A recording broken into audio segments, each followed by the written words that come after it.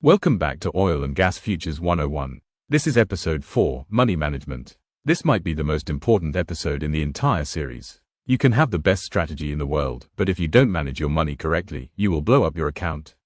It's not a matter of if, it's a matter of when. Today we're covering the 1 to 2% rule, position sizing, stop loss placement, and risk to reward ratios.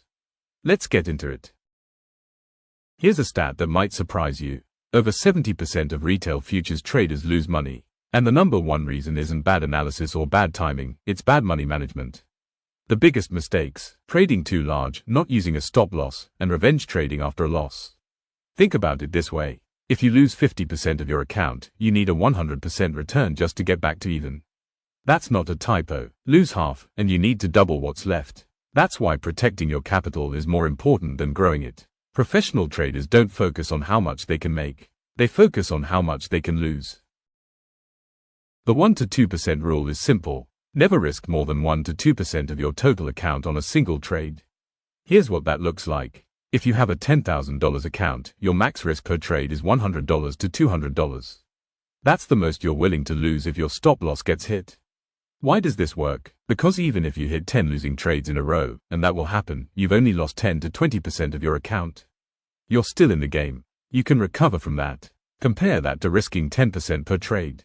10 losses in a row and your account is gone. This is the difference between surviving and blowing up. Most professionals risk 1% or less. If you're just starting out, stick with 1%.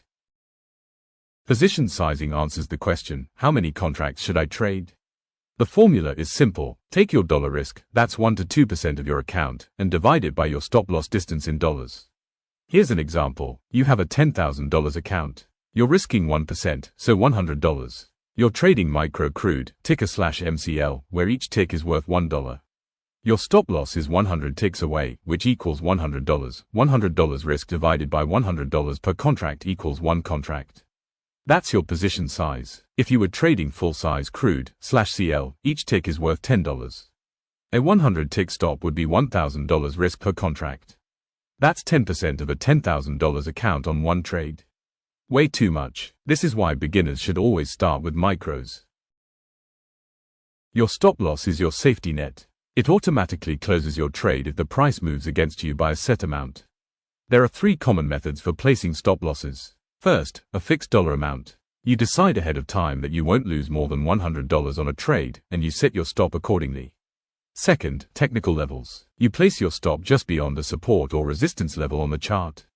This is the most popular method among experienced traders. Third, ATR-based stops. ATR stands for average true range. It measures how much a contract typically moves in a day.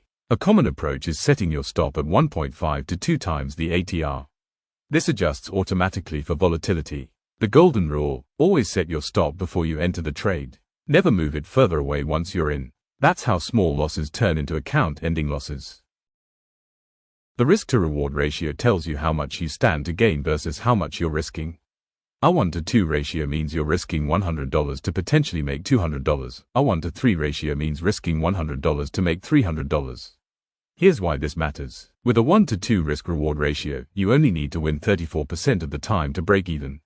That means you can be wrong on 2 out of every 3 trades and still not lose money.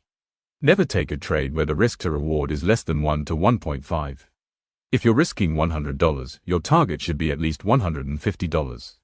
Ideally $200 or more. Set your profit target at the same time you set your stop loss. This is your bracket order. We covered that in episode 2. Set it and forget it. Let's recap. Number 1. Never risk more than 1 to 2% of your account on a single trade. This is non-negotiable. Number 2. Use the position sizing formula. Dollar risk divided by stop loss distance equals number of contracts.